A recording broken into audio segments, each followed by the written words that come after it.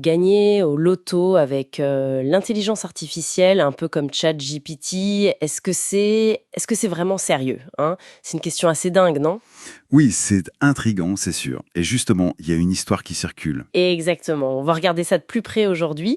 Un article du 23 mai 2025, ça raconte l'histoire d'un groupe là qui dit avoir gagné, tenez-vous bien, 3 gros jackpots en moins d'un an. 3 fois. Et comment?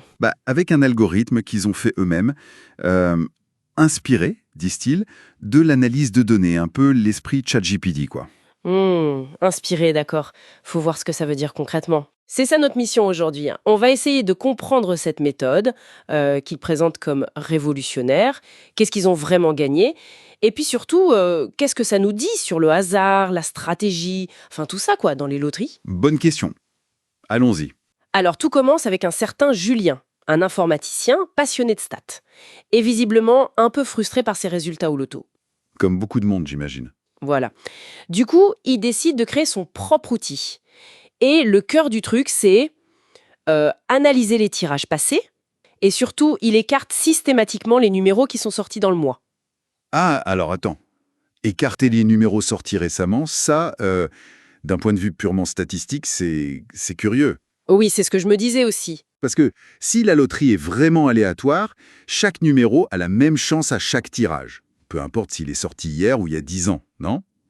Sa règle, là, elle défie un peu les bases des probabilités. C'est vrai. Lui, Julien, il explique ça. Il dit vouloir réinitialiser les probabilités chaque mois. Pour pas jouer comme tout le monde et donner une chance, je cite, fraîche à chaque numéro. Une chance fraîche. C'est une jolie image, mais mathématiquement, Oui, on est d'accord, ça interroge. Il s'inspire de l'analyse de données, mais l'outil final, c'est une règle assez simple en fait. exactement. Et pourtant, les résultats qu'ils annoncent, ils sont assez bluffants. L'article dit qu'ils ont touché un premier jackpot, ce groupe de 5 amis, seulement 2 mois après avoir commencé à utiliser cet algorithme. 2 mois, c'est rapide. Très rapide. Et puis, 2 autres gros lots auraient suivi dans la même année. Incroyable. 3 jackpots, c'est le genre d'histoire qui fait rêver ou qui rend sceptique, hein. L'article cite d'ailleurs une membre du groupe, Claire. Ah oui, ok. Qu'est-ce qu'elle dit? Elle raconte qu'au début, elle y croyait pas trop et puis elle est devenue convaincue. Elle a eu ce sentiment d'être moins à la merci du hasard. Ah, ça c'est intéressant. Le facteur psychologique. Ce sentiment de contrôle, même s'il est peut-être illusoire. Tout à fait. C'est puissant comme moteur. Oui, mais il faut quand même le confronter à la réalité des chiffres. Les experts cités dans l'article, ils sont clairs là-dessus. Mhm. Ils rappellent que, les loteries, par définition, c'est conçu pour être aléatoire, imprévisible. Rien ne garantit qu'une stratégie basée sur le passé, surtout une règle aussi simple que d'éliminer les numéros récents, puisse marcher durablement. Chaque tirage est indépendant, point. Bien sûr, et d'ailleurs ça n'a pas manqué, hein. Cette histoire a mis le feu au forum de joueurs. On imagine les débats. Ah bah oui, est-ce que ça marche? Est-ce que c'est juste un coup de bol monumental? Est-ce que c'est légal même? C'est toujours la même rengaine. La quête du système miracle face au hasard pur et dur. C'est ça. Et là, il faut être précis, s'inspirer de l'analyse de données, ok. Mais l'algorithme décrit ici, c'est pas une IA complexe qui prédit l'avenir, C'est une heuristique, une règle simple. Une sorte de filtre, quoi. Voilà. Et les experts insistent, le jeu, ça doit rester un jeu, un divertissement. La chance, elle reste le facteur numéro 1. Et de très loin. Chercher des motifs dans le hasard, c'est un biais cognitif classique. C'est humain de chercher des motifs en même temps. Bien sûr, mais faut pas se leurrer sur l'efficacité réelle. Et d'ailleurs, Julien et son groupe, ils ne comptent pas s'arrêter là, si j'ai bien compris.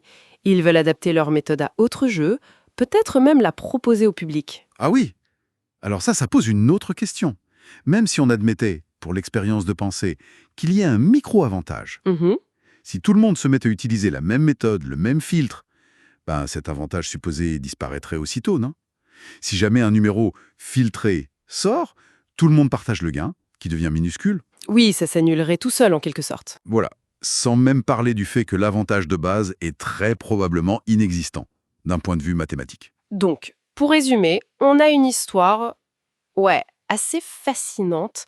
Un groupe qui est persuadé d'avoir trouvé une astuce grâce à une méthode inspirée de l'analyse de données. C'est ça. Un mélange un peu étrange entre la perception de la technologie, genre IA, et la méthode réelle, qui est cet algorithme assez basique d'élimination. Et tout ça face aux règles immuables des probabilités et du hasard. Faut bien distinguer l'anecdote, même si elle est spectaculaire, et les lois statistiques de fond. Et ça nous laisse avec une question un peu plus philosophique peut-être. Si on est si tenté de chercher et parfois de croire qu'on trouve des motifs dans un système conçu pour être aléatoire comme le loto, qu'est-ce que ça dit sur la façon dont on regarde d'autres domaines de nos vies, ceux où on pense que le hasard joue un grand rôle? Est-ce qu'on y cherche aussi des schémas, à tort ou à raison? C'est une excellente question pour conclure. Ça ouvre la réflexion. Voilà, c'était notre analyse pour le podcast de Philippe. D'ailleurs, si ce genre d'exploration vous plaît, aidez-nous. On vise les 1000 abonnés pour pouvoir continuer à décortiquer des sujets comme celui-ci. Exactement. Chaque abonnement compte.